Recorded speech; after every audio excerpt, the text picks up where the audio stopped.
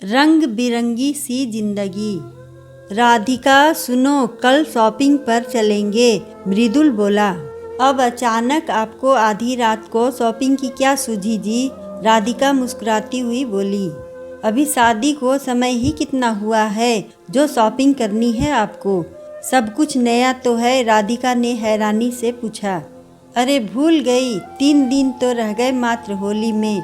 शादी के बाद तो हमारी पहली होली, सो इस बार तो बहुत खास होगी ना। आलिंगन कसते हुए मृदुल बोला।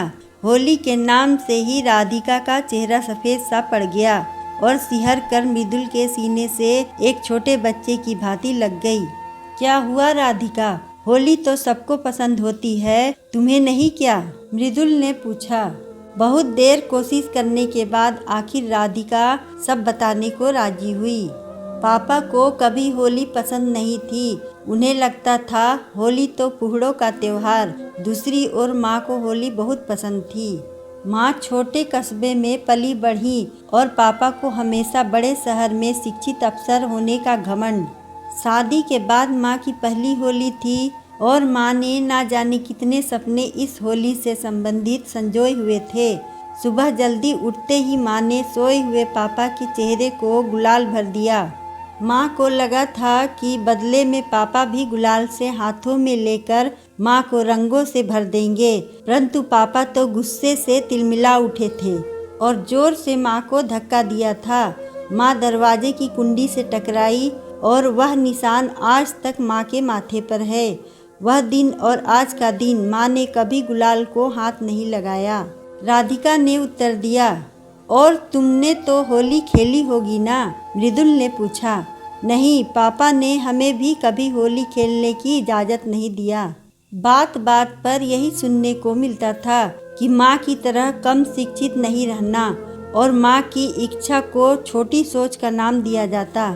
सच मृदुल, पुरुष का केवल एक कठोर रूप ही देखा है मैंने अपने घर में। तुम्हें पता है, आज शाम ही माँ ने फोन पर कहा था कि राधिका जमाई बाबू से पूछकर ही रंगों को हाथ लगाना। इससे आगे मृदुल सुन न सका और राधिका को कसकर सीने से लगा लिया। सच, आज भी शिक्षित पुरुष औरतों की इच्छाओं को दबाकर उन्हें अपने अधीन कैसे रख लेते हैं। होली का दिन था और आज राधिका बहुत खुश थी। आज पहली बार होली जो खेलने वाली थी वो भी अपने हम सफ़र के साथ। अभी होली की मस्ती शुरू ही की थी कि अचानक मृदुल ने राधिका को मोटरसाइकिल पर बैठाया और निकल पड़ा। अरे इस तरह रंग से भरे मुझे किधर लिए जा रहे हैं आप? राधिका हैरान थी। होली के दिन तो सड़कों पर मस्ती भी देखनी चाहिए ना, मृदुल बोला। राधिका हैरान थी। सड़कों पर कैसे लोग रंगों में नहाए हुए थे और खूब मस्ती कर रहे थे। अरे अरे, यह क्या मृदुल? मेरे मायके की ओर, वो भी इस हालत में?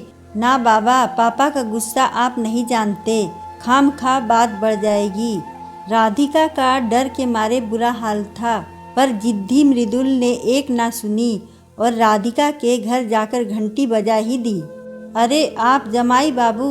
सुरेखा स्तंभ थी। सुरेश जी को भी समझ नहीं आया कि जमाई का स्वागत करें या खरी खोटी सुनाएं। पहली होली थी अपने ससुराल वालों के साथ, खेलनी तो बनती थी ना। कहते हुए मृदुल घर के अंदर घुसा और लाल गुलाल का तिलक ससुर और सास के माथे पर लगा दिया और अंदर राधिका के छोटे भाई और बहन को ढूंढने लगा। कुछ ही देर में जिस घर में होली के दिन बरसों से शांति का माहौल था, वहाँ पर खिलखिलाने की आवाज़ आ रही थी। नाश्ते पानी के समय मृदुल बोला। मुझे तो यह त्योहार सबसे अधिक पसंद है। सबसे ज़्यादा मस्ती तो इसी त्योहार पर होती है, क्यों पापा? मृदुल की बात सुनकर आज सुरेश भी सोचने पर मजबूर थे। शहर का इतना बड़ा सर्जन मृदुल जो ऐसे त्योहार को मना सकता है, तो आखिर उन्हें इस त्योहार से क्या तकलीफ है? आज पहली बार उन्होंने अपने तीनों बच्चों और पत्नी सुरेखा को खुलकर हंसते हुए और खिलखिलाते देखा था। आज उनको अपनी जिंदगी रंग बिरंगी सी लग रही थी। पुरुष होने का अहम कहीं धूमिल सा पड़ गया था। आज मृदुल के कारण उन्हें जीवन जीने की नई सीख मिली थी। चलो खाना खाकर सब लोग आइसक्रीम खाने बाहर चलेंगे। सुरेश की इस बात से सभी के चेहरे पर मुस्कान आ गई। सुरेखा ऐसे दामाद को पाकर धन्य हो गई थी जिसने उसकी नीरस सी जिंदगी में रंग बिखेर दिए थे। अगर आपको हमारी कहानी अच्छी लगे तो वीडियो को लाइक करें, चैनल को सब्सक्राइब करें और कमेंट में बताएं कि आपको कहानी कैसी लगी। धन्यवाद।